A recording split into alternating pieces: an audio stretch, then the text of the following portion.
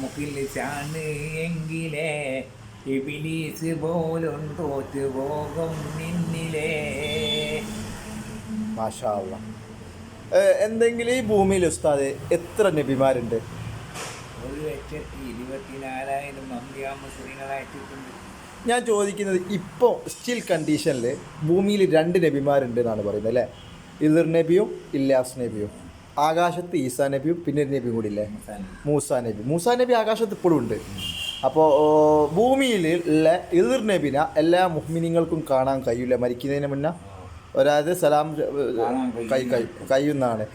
പിന്നെ ഇല്യാസ് നബിനെ അത്രയും വേണ്ടപ്പെട്ട മുഹബീങ്ങൾക്ക് കാണാൻ പറ്റും. കടലിൽ നിന്നാണ് നമ്മളിപ്പോൾ ഗൾഫിലേക്കൊക്കെ പോകുന്ന കടൽ യാത്ര അല്ലേ? ഉസ്താദിന് എന്താ ഇപ്പോൾ ഉള്ള കാലഘട്ടത്തിലുള്ള സമൂഹത്തിനോട് പറയാനുള്ളത്? മൊത്തത്തിലുള്ള എല്ലാവരോടും ഒരു ജനസമ്മൃദ്ധമായിട്ടുള്ള മുസ്ലിങ്ങളോടും മുഹ്മിനീങ്ങളോടും അല്ലെങ്കിൽ പിന്നെ അവരോടൊക്കെ എന്താ നിങ്ങൾക്ക് പറയാനുള്ളത്?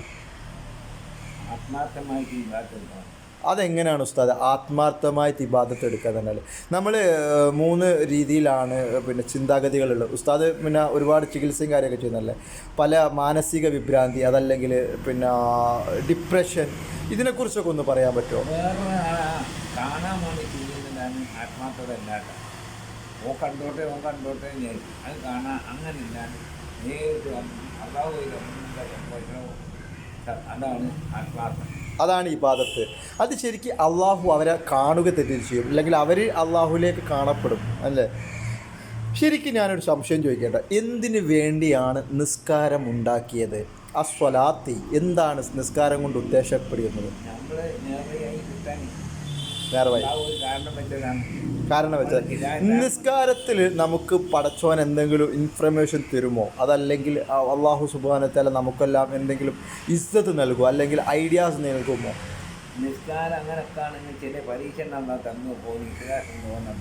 Ikhlas. What you mean Ikhlas? Ikhlas എന്ന് പറഞ്ഞാൽ ഈമാനാണോ പറയുന്നത്? ആത്മാർത്ഥത. ഒരു സംശയം കൂടി ചോദിച്ച് ഞാൻ നിർത്തുകയാണ് കേട്ടോ. നമ്മളൊക്കെ പാരമ്പര്യമായിട്ട് ഷഹാദത്ത് കലിമ ചൊല്ലി ബാങ്ക് കേട്ട് ജനിച്ച മുസ്ലിങ്ങളാണ് അല്ലേ? ഒരു മുസ്ലിം മുഹ്മിനായി മാറും അല്ലേ? ഒരു മുഹ്മിൻ എന്തായി മാറും?